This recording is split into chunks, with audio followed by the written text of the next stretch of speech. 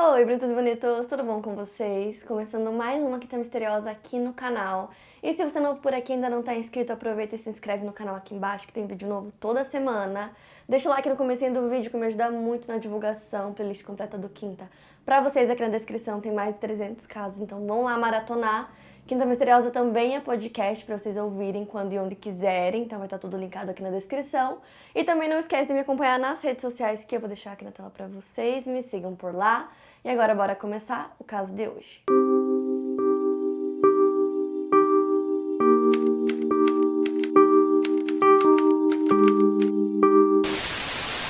Nicole Emma Collins nasceu no dia 14 de novembro de 1980 em Bega, no estado australiano de Nova Gales do Sul. Filha de Graeme Collins, um cirurgião veterinário, e Delma Collins. Ela e sua família viviam na pequena aldeia de Calaru, em Bega, que tinha cerca de 400 habitantes. Em 1997, a Nicole estava estudando na Bega High School e aos 16 anos a sua melhor amiga era uma garota 2 anos mais nova chamada Lauren. Lauren Margaret Berry nasceu em 11 de outubro de 1982 também em Bega. Lauren era filha de Garrett e Cheryl Berry. Sua família também morava em Calaru e ela cresceu com um grupo bastante unido de amigos. A Lauren estava no 9º ano também na Bega High School. Para o aniversário de 15 anos da Lauren, que estava se aproximando, ela e a Nicole planejaram um acampamento que fariam em uma área de acampamento local em White Rock, que ficava a cerca de 3 quilômetros de onde a Nicole morava com sua família. E como ela fazia aniversário perto do dia do trabalho e o feriado cairia na segunda-feira, seria o momento perfeito para fazer com que a festa durasse o final de semana inteiro. As duas melhores amigas eram bem diferentes de aparência. A Lauren, mesmo sendo mais nova, ela era mais alta, tinha cabelos castanhos na altura dos ombros e adorava pegar sol. Ela era também mais tímida. Já a Nicole tinha a pele mais clara e cabelos loiros dourados. Ela usava óculos e era uma garota muito social que gostava de sair, fazer amigos e se divertir. No dia 3 de outubro de 1997, na sexta-feira, o pai da Nicole ajudou as meninas a montarem a barraca e outros equipamentos necessários para o acampamento em White Rock. Elas ficaram próximas da rodovia Tatra Road e as meninas costumavam acampar no local sozinhas com o conhecimento dos seus pais. E por coincidência, o início de outubro também era o início das férias, então tinham muitas festas acontecendo por toda a cidade,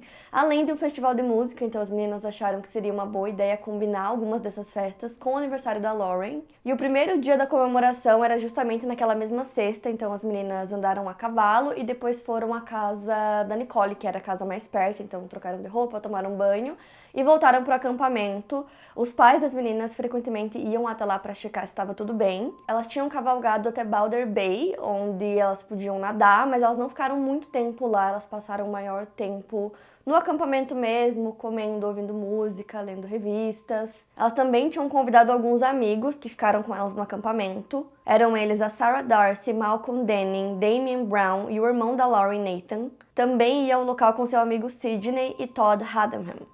Na manhã do dia seguinte, no sábado, dia 4, as meninas seguiram a mesma programação. A Lauren voltou rapidamente para casa dela para desejar feliz aniversário para sua mãe e comer um bolo com a família. E quando ela voltou para o acampamento, ela viu que a Nicole estava muito reflexiva e as duas começaram a conversar. A Nicole disse que estava muito pensativa em relação ao seu namoro com o Andrew Arvin. Ela disse que ainda o amava, mas eles haviam recentemente terminado o relacionamento. E mesmo pensativa, ela decidiu ficar com a Lauren e comemorar o aniversário de 15 anos dela. Então, no dia seguinte, no dia 5, no domingo, à noite, a Nicole continuava pensando sobre o relacionamento dela e decidiu que talvez fosse uma boa hora para conversar com o ex dela sobre isso, talvez tentar uma reconciliação. E a Nicole sabia que ele estaria em uma festa próxima ao subúrbio de Jelly, que ficava a cerca de 8 quilômetros de distância do acampamento. Então ela disse que iria até essa festa para conversar com ele e a Lauren ficou muito preocupada porque a amiga iria, andar toda aquela distância sozinha à noite e decidiu que ela iria junto, que assim era melhor, então as duas iriam conversando e o tempo passaria mais rápido. Elas saem do acampamento às 9 horas da noite, mas elas nunca chegaram na festa. As amigas que ficaram no acampamento estavam lá com os namorados e elas disseram que não acreditavam que as duas realmente iriam andando até a festa. Elas achavam que elas iriam para casa da Nicole porque era muito mais perto. O Nathan, que é irmão da Lauren, chegou ao acampamento pouco tempo depois de elas terem saído e eles só perceberam que alguma coisa tinha acontecido na manhã seguinte. Então o Nathan alerta aos pais dizendo que as meninas saíram à noite, que elas não tinham voltado e eles achavam que poderia ter acontecido alguma coisa. E eles começam a procurar por elas, a ligar para várias pessoas para ver se alguém sabia onde elas estavam, se alguém tinha visto elas. Sem ninguém saber nada sobre isso, eles decidem chamar a polícia. Nisso começa uma grande busca pelas meninas envolvendo diversos órgãos públicos como a própria polícia, o Esquadrão de Resgate Voluntário Bega, o Esquadrão de Resgate Naroma, os serviços de emergência estaduais de Bermagui, Eden e Bega procuraram pelas meninas. Eles estavam focando particularmente em Evans Hill, que é a região que fica entre Calaru e Tatra. Eles buscaram por todos os lugares onde as garotas costumavam ir e os lugares onde elas poderiam estar, mas não conseguiram encontrá-las. Além de autoridades, pessoas da comunidade se juntaram às buscas. Durante semanas, as famílias mantiveram uma vigília esperando pelo retorno seguro das meninas, mas já temiam o pior. No dia 9 de outubro, os pais de ambas as meninas dão uma entrevista coletiva. Elas estavam desaparecidas há 4 dias e os pais falam sobre a dor imensurável que estão passando naquele momento sem saber o que tinha acontecido com elas. Depois de 3 semanas do desaparecimento, o único sinal que eles encontraram das meninas foi uma jaqueta xadrez encontrada em uma estrada de chão perto de uma lixeira próxima à rodovia Old Wallago Road. Com ela estava também uma camiseta. As 2 peças de roupa pertenciam a Lauren. Eles fizeram exames forenses na jaqueta, mas isso não trouxe nenhuma pista para a polícia. E outra coisa que eles encontraram também foi uma TV cor-de-rosa que estava na rodovia de Tatra. E como eles não tinham mais pistas para seguir, eles decidem parar com as buscas e agora eles estavam tratando a investigação como uma investigação criminal e não mais uma investigação sobre o desaparecimento. O detetive Mark Winterflood estava trabalhando no caso e a polícia continuava vasculhando a área em busca de novas evidências, para o caso. Até que no dia 27 de outubro de 1997, a Polícia Federal Australiana prendeu um homem chamado Lindsay Beckett, de 23 anos, por acusações de roubo de carro. Ele foi mantido sob custódia e no interior do veículo havia um mapa de Bega, e a polícia achou interessante compartilhar essa informação com as autoridades que estavam investigando o caso das meninas. No dia seguinte, outro homem chamado Leslie Camilleri, de 28 anos, é detido por violar sua detenção periódica, na qual ele deveria comparecer aos fins de semana na prisão. Os 2 homens haviam cometido diversos crimes e a polícia acreditava que talvez eles estivessem envolvidos no caso. Um informante contou para a polícia que ele teve uma conversa com os homens e que havia um jornal com notícias sobre o sequestro no mesmo lugar que eles. Leslie teria mostrado e dito algo no sentido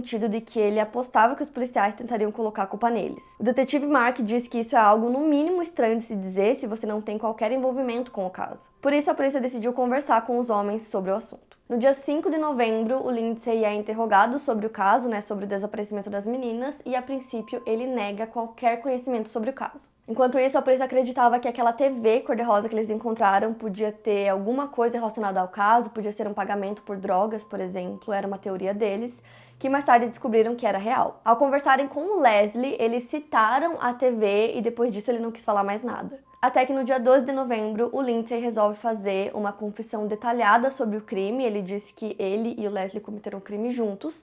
E ele usa aquele mapa encontrado no carro para mostrar todos os lugares que eles passaram. Então, antes de contar para vocês a confissão dele, eu vou falar um pouquinho sobre os criminosos. Leslie Alfred Camilleri nasceu no dia 31 de maio de 1969 em uma família de 6 filhos na cidade de Liverpool, Nova Gales do Sul. Em Liverpool, o crime e o desemprego tinham taxas altíssimas. Enquanto criança, Leslie era considerado incontrolável e passou bastante tempo em instituições juvenis. Entre os 10 e 12 anos, ele foi morador de rua no bairro de King's Cross, em Sydney. Com apenas 12 anos, ele começou a ter problemas com a polícia e foi levado ao Tribunal de Menores. Ele foi pela primeira vez ao Tribunal Infantil de Minda pelos crimes de invasão de domicílio e roubo. Depois de ser solto aos 15 anos, ele continuou a roubar e passou a cometer outros crimes como delitos de trânsito, posse de armas e fugas. Leslie só conheceu seu pai biológico aos 13 anos. Em 1986, aos 17 anos, ele decidiu deixar Nova Gales do Sul ilegalmente enquanto cumpria uma fiança por bom comportamento e foi para Queensland com o objetivo de recomeçar sua vida. Porém, esse novo começo não mudou quem ele era e alguns anos depois, em 89, ele foi acusado de vários crimes, incluindo 15 roubos de veículos, 8 arrombamentos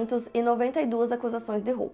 Ele roubava de maneira compulsiva e acabou sendo condenado a 3 anos de prisão por conta dos seus crimes acumulados. Quando ele foi libertado em 1992, ele conheceu uma mulher chamada Ellen Sovlis. Ela tinha uma filha de 9 anos na época e os dois começaram um relacionamento e logo foram morar juntos. Com 4 meses de namoro, o Leslie decidiu voltar para Nova Gales do Sul e ele foi até uma pequena cidade rural chamada Binalong, próxima a Yass. Ellen e sua filha foram junto com ele. Um relatório psiquiátrico de 1993 apontou que o Leslie teve uma infância carente e isso levou a desenvolver um padrão de roubos e vandalismo como uma reação ao isolamento social, algo que o frustrava. O relatório também afirma que ele teria um fraco controle dos próprios impulsos, ocasionando explosões de comportamento destrutivo. Em março de 1994, o Leslie e a Ellen tiveram uma filha chamada Jade e logo a família se mudou para uma casa maior na cidade de Yass. E foi lá que o Leslie conheceu Lindsay Beckett, que era conhecido pelo apelido de Kiwi, e os dois se tornaram amigos. Assim como Leslie, Lindsay também tinha um histórico criminal. Lindsay Rhone Beckett nasceu em 27 de março de 1974 em uma pequena cidade da ilha do norte da Nova Zelândia chamada Optic. Ao que se sabe, Lindsay nasceu de um abuso cometido contra sua mãe quando ela tinha 15 anos. Posteriormente, ela se casaria com outro homem que era violento, bebia muito e batia e abusava tanto dela quanto dos filhos.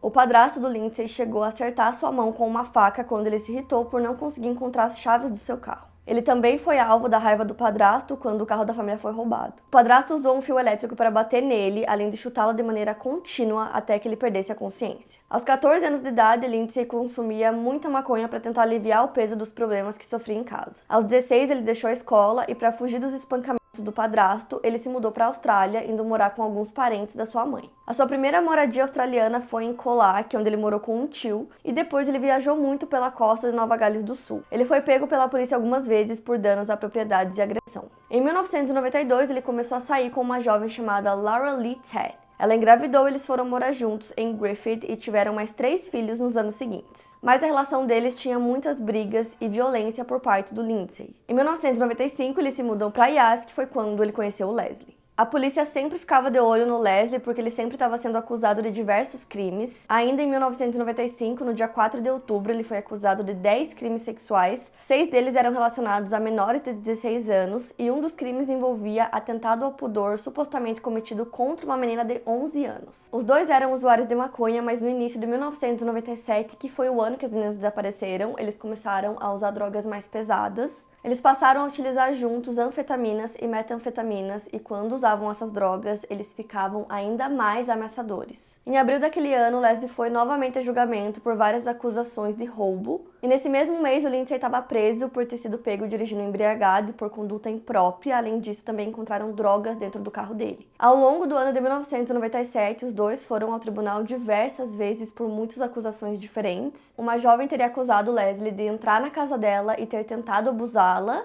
mas depois ela retirou a acusação. E por conta de todas essas acusações, o Leslie foi condenado a uma detenção periódica, onde basicamente ele tinha que comparecer à prisão todo final de semana durante 4 meses. Ele começou a cumprir essa detenção em setembro, só que aí ele decidiu mudar os dias da detenção para o meio da semana ao invés dos finais de semana, porque ele não gostava de ficar preso nos finais de semana. Porém, isso não mudou em nada porque ele raramente comparecia. E em meio a tantas outras acusações, a filha mais velha da Ellen acusou Leslie de abuso. O caso foi ouvido no dia 8 de setembro e o juiz Frederick Kirkham, no Tribunal Distrital de Queanbeyan, ouviu a garota relatar com provas como, durante o período de 12 meses, ela foi molestada e abusada por Leslie. Ela detalhou os abusos que sofria, mas mesmo assim, 2 dias depois, o julgamento foi cancelado devido a um discurso na mídia do ministro da polícia, que falou sobre abuso infantil que acabou ocasionando esse cancelamento. O Leslie saiu do tribunal livre, liberado sob fiança. Nessa altura, ele já tinha cerca de 146 condenações por crimes de desonestidade, roubo e danificações de propriedades. No dia 13 de setembro de 1997, era um sábado, o Leslie e o Lindsay se encontraram em um local chamado Garema Place, que era um ponto de encontro conhecido de pessoas que faziam uso de substâncias em Canberra. Lá eles conheceram uma jovem de 19 anos chamada Rosemary Gandarias. Ela parecia ser bem mais nova do que realmente era. Leslie se aproximou da jovem e perguntou se ela sabia usar drogas e se ela poderia fazer isso nele e no seu amigo Kiwi, pois nenhum dos dois sabia como fazer. Ele disse que as drogas estavam dentro do carro e perguntou se ela se importaria de fazer a aplicação dentro do carro mesmo. A Rosemary achou que os dois pareciam estar meio paranoicos por estarem lá com as drogas e decidiu ir com eles. Eles dirigiram para a Canberra Showground. Quando eles terminaram de usar as drogas, ela pediu para que eles a levassem de volta para o local que eles estavam, mas eles ignoraram o pedido e continuaram dirigindo em direção a Yas. Lindsay estava dirigindo enquanto Leslie pulou para o banco traseiro, dizendo que eles teriam relações com ela. Ela disse que não queria ter relações com nenhum dos dois. Leslie puxou uma faca de caça de 10 centímetros e a ameaçou. Durante 12 horas, ela foi mantida em cativeiro e abusada pelos 2 homens. Leslie ameaçou amarrá-la caso ela não cumprisse suas ordens e batia repetidamente em sua cabeça. Lindsay continuou dirigindo o carro em direção a Sydney e a cada parada que eles faziam, a garota era abusada. Em uma área de descanso na rodovia perto de Bowral, a garota disse que precisava usar o banheiro. Eles acabaram deixando ela ir sozinha e nesse momento ela viu uma oportunidade e correu para uns arbustos próximos. Ela estava vestindo apenas uma camiseta e sapatos. Os galhos cortaram seu corpo, mas ela não parou de correr. Quando eles perceberam que ela estava fugindo, começaram a segui-la. Ela conseguiu se esconder e quando ela percebeu que estava fora da vista deles, ela correu até uma fazenda próxima e pediu ajuda. Porém, ela nunca fez nenhuma denúncia formal para a polícia, então os dois saíram ilesos do crime que eles tinham cometido. No dia que as meninas desapareceram, o Leslie e o Lindsay decidiram sair de Yas e dirigir até Bega, usando o mesmo carro que eles tinham sequestrado a Rosemary. E esse carro não era de nenhum dos dois, era um carro roubado que pertencia a um amigo do Leslie chamado Andrew. E esse amigo devia dinheiro para ele, então ele roubou o carro e levou uma TV rosa do Andrew também, que era parte da dívida. As portas traseiras do carro sempre estavam com as travas de segurança infantil acionadas, então quem estivesse no banco de trás não conseguia sair, não conseguia abrir a porta. Além disso, eles carregavam muitas facas dentro do veículo. Por volta das 10 horas da manhã, o Leslie foi descontar um cheque emitido para ele no nome do Andrew Smart, o dono da TV e do carro, no valor de $44, e ele foi comprar uma garrafa de rum e uma caixa de cerveja no Monero Pub em Kuma. Ao ver o homem, o gerente do local teve um mau pressentimento e começou a observá-lo enquanto ele voltava para o seu carro. Então ele decidiu anotar a placa do veículo. Ele também reparou que havia outro homem sentado no banco do passageiro. Os homens levaram as bebidas para a casa da Ellen, a companheira do Leslie, e lá eles começaram a beber e fazer uso de drogas. Por volta das 8 horas da noite, a Ellen expulsou os dois da casa porque ela estava cansada deles serem preguiçosos e abusivos. Eles saíram da casa, pegaram o carro e foram dar uma volta em Bega. Eles continuaram bebendo e usando metanfetamina. Por volta das 10 horas da noite daquele dia, eles viram duas meninas caminhando na rodovia em Evil's Hill, que no caso era a Lauren e a Nicole indo para a festa. E aí, quando eles viram as duas, eles deram a volta no carro e pararam ao lado delas. Eles se comportaram de maneira muito amigável com elas, começaram a puxar assunto, a falar sobre as festas e o festival de música na cidade. E aí eles perguntaram se elas não queriam ir com eles em uma festa na praia. Por alguma razão, elas decidiram entrar no carro, elas tinham 14 e 16 anos, enquanto os homens tinham 23 e 28. O Lindsay abriu a porta de trás do veículo para que as meninas entrassem no carro, só que aquela TV rosa estava lá, não tinha espaço para elas entrarem e também não tinha espaço no porta-malas para colocar a TV, então ele decidiu deixar a TV na rodovia mesmo. Então eles dirigem até Tatra Beach, eles ficam lá por um tempo até que as meninas pedem para voltar para o acampamento e eles entram no carro e começam a dirigir de volta para levar elas para lá. Só que ele conta que o caminho era cheio de irregularidades, tinham muitas pedras e que as pedras ficavam batendo no carro, estragando o carro. Então ele para na estrada, muito frustrado com o estrago que as pedras estavam fazendo. E por raiva ele começa a brigar com as meninas. O Leslie puxa uma faca e começa a ameaçar as meninas, dizendo que se elas tentassem fugir ou se elas não obedecessem ele as esfaquearia. Ele pediu pro Lindsay mostrar que ele também carregava uma faca e foi isso que ele fez. E aí ele disse para as meninas obedecerem o Leslie. Ele conta que nesse ponto as meninas estavam completamente em choque, com muito medo e que ele mandou as duas ficarem quietas. Leslie deu a ré no carro e voltou pela estrada de terra, virando à esquerda indo em sentido a Calaru. Ele dirigiu pela rodovia Old Wallagoot em direção à autoestrada Sapphire Coast. Eles viram uma pequena clareira e Leslie parou o carro. O local era um depósito de lixo. Lindsay agarrou Lauren e atirou do carro. A menina assustada atendeu a ordem do homem de tirar suas roupas de baixo. Lauren tentou impedir o homem de abusá-la, dizendo que ela estava menstruada e que ela nunca tinha feito isso antes, mas isso não o impediu. Enquanto isso, Leslie estava fazendo o mesmo com a Nicole. As duas meninas foram abusadas e depois forçadas a voltar para o carro e eles partiram dali. Eles continuaram pela rodovia e Leslie virou o carro em direção ao Parque Nacional Ben Boyd. Os homens abusaram das meninas novamente e elas estavam extremamente assustadas e mal conseguiam lutar pelas próprias vidas. Elas obedeciam a tudo que eles mandavam por medo de serem mortas. Posteriormente foram encontrados objetos no local, como uma lanterna de borracha preta que pertencia a Leslie e um absorvente. Depois das agressões, eles voltaram para o carro e Leslie dirigiu passando pela cidade de Eden. Eles continuaram até uma baía no sul da cidade, onde pararam o carro e novamente abusaram das meninas. Eles repetiram isso mais algumas vezes, parando em alguns locais para abusar das meninas e depois continuando a dirigir. Quando o dia amanheceu, as meninas estavam em cativeiro, já faziam 9 horas. Elas estavam cansadas, assustadas e muito machucadas. O Lindsay estava dirigindo o carro e o Leslie acabou dormindo e quando ele acordou, ele percebeu que eles estavam no estado de Victoria. Os dois começaram a discutir porque Leslie queria ir para Sydney porque haviam grandes pontes lá. O Lindsay interpretou isso como um plano do Leslie para se livrar das meninas, jogando elas de algum ponto, como eles pretendiam fazer anteriormente com a Rosemary. Ele sabia que no caminho para Sydney, na autoestrada, rumo haviam pontes com grandes quedas, por isso ele pensou que esse seria o plano do Leslie. Eles começaram a sussurrar sobre o que eles fariam saíam com elas, e Leslie disse que elas não poderiam viver e voltar para suas casas porque elas saberiam identificá-las para a polícia. Então Lindsay encontra uma estrada isolada e decide sair da rodovia. Nesse momento, a Lauren, morrendo de medo, pergunta se os homens vão matá-las. Leslie garantiu a elas que eles só iriam amarrá-las para que eles pudessem ter uma vantagem na hora de escapar e se esconder. Às 8 da manhã do dia 6 de outubro, Lindsay parou o carro perto de Fiddler's Green Creek, em Victoria, a quase 200 km de distância de onde as meninas foram vistas pela última vez. As mãos das meninas foram amarradas com uma corda do carro e ambas foram arrastadas pelos homens no mato até o riacho. Leslie disse a Lindsay para desamarrar a Nicole, então ele mandou que ela entrasse no rio e se lavasse. Em um primeiro momento,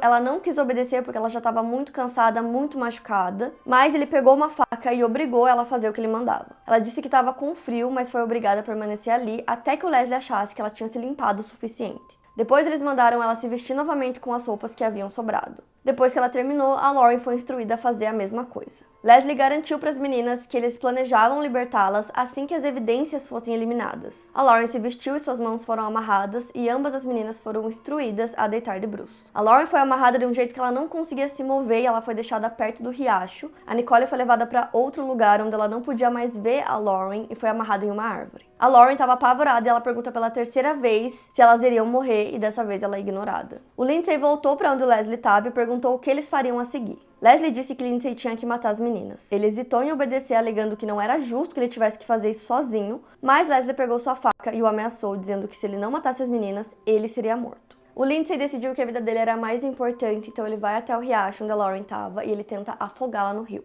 Ela estava tentando se defender, então ela acabou derrubando ele na água, ele ficou extremamente irritado, pegou uma faca e acertou o pescoço da Lauren do lado esquerdo. Pouco tempo depois ela parou de se mover. Depois ele foi até a Nicole, ela estava amarrada em uma árvore, em outro local, então ela não conseguia ver a amiga dela nem saber o que tinha acontecido. Chegando lá, ele cortou sua garganta 2 ou 3 vezes. Ela ainda estava viva, então ele acertou ela mais algumas vezes até que ela parasse de se mexer. Ele removeu todas as cordas das meninas e voltou para o carro, onde o Leslie estava aguardando por ele. E aí o Leslie começou a dirigir, eles começaram a voltar enquanto o Lindsay dormia. Quando ele acordou, eles estavam próximos de Canberra, então eles param o carro, pegam as roupas que eles estavam usando, queimam, se livram das evidências. Depois eles jogam as facas no lago Burley Griffin e depois eles dirigem de volta para a casa deles em Yass. No dia 8 de outubro, eles vão para Sydney, na casa do irmão do Leslie, ficam lá por vários dias. Em um desses dias, eles levam o carro até um lavacar e ficam 6 horas limpando todo o carro para tentar se livrar de todas as evidências. Depois de fazer toda essa confissão, Lindsay se oferece para mostrar onde os corpos das meninas estavam. Então, a polícia no mesmo dia vai até o local por volta das 10 horas da noite e encontra os corpos exatamente onde ele apontou. Então, Leslie é interrogado pela polícia novamente. Ele já tinha sido interrogado uma vez, eles tinham perguntado algumas coisas sobre o caso, ele tinha negado qualquer tipo de conhecimento no caso.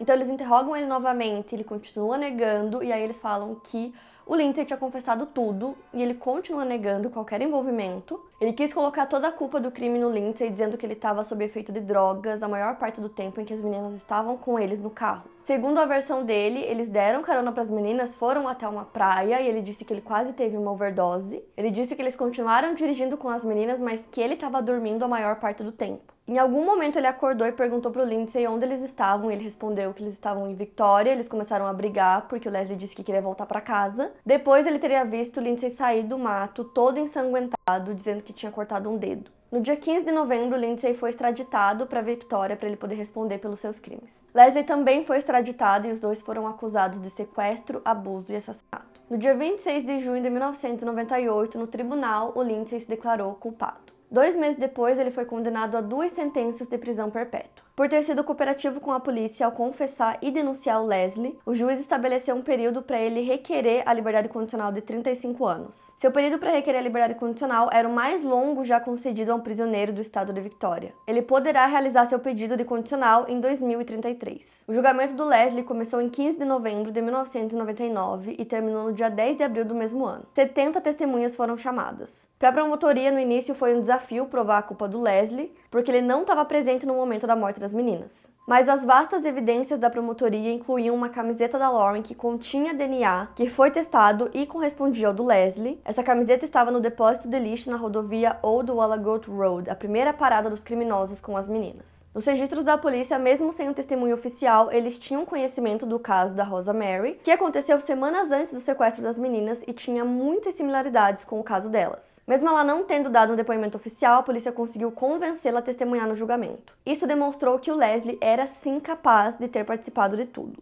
Além disso, os investigadores conseguiram recuperar evidências de todos os lugares onde a polícia foi. O Lindsay foi chamado para depor contra o Leslie e passou um total de 5 dias no banco das testemunhas. Leslie afirmou que estava sob efeito de drogas, que mal se lembrava das meninas, querendo colocar toda a culpa em Lindsay. Em 9 de abril, após deliberarem por 7 horas depois de um julgamento de 7 semanas, o júri da Suprema Corte o considerou culpado. Leslie foi condenado à prisão perpétua. O juiz disse durante a condenação que o Leslie usou o controle que tinha sobre Lindsay para instruí-lo a realizar seus atos. O juiz também afirmou que Lindsay é tão mal quanto Leslie e que Leslie mandou o colega cometer os crimes porque não teria coragem de fazer ele mesmo. No ano em que os crimes aconteceram, Leslie tinha 28 anos e ele foi condenado aos 29. Em 2021, ele foi à Suprema Corte para apelar da sua condenação, mas sua tentativa foi negada. Ele tentou apelar novamente em 2002 e novamente o recurso foi negado. Lindsay permanece sob custódia em uma prisão de segurança máxima, onde ele já foi ameaçado de morte diversas vezes por outros presos. O Leslie está cumprindo pena em outra prisão e ele foi condenado a mais 28 anos de prisão por ter confessado o assassinato de uma menina de 13 anos chamada Prudence Bird. A Prudence tinha desaparecido da sua casa no subúrbio de Glen Roy em 1992. Por esse crime, ele foi condenado. Em 2017, o irmão da Lauren, o Nathan, aos 37 anos, dá uma entrevista sobre o caso. Ele tinha 17 anos na época e ele se lembra que toda a comunidade não mediu esforços para ajudar nas buscas pelas meninas. Ele conta que a lembrança mais antiga que ele tem com a irmã é quando eles brincavam em uma floresta com várias crianças da vizinhança e eles brincavam de esconde-esconde. Ele conta que os dois eram muito parecidos fisicamente, quase gêmeos. Ele conta que ela era mandona às vezes e que ela tinha muitos ciúmes dele, o que era normal, porque ele também sentia ciúmes dela e era super protetor. Bega é uma cidade bem pequena, então todo mundo se conhece e o crime impactou a vida de todo mundo e as pessoas se lembram muito disso até hoje. E ele conta que a perda da irmã fez com que ele aproveitasse mais os momentos da vida dele com a família dele hoje, com a esposa e com os filhos, porque ele tinha sofrido muito com a morte da irmã.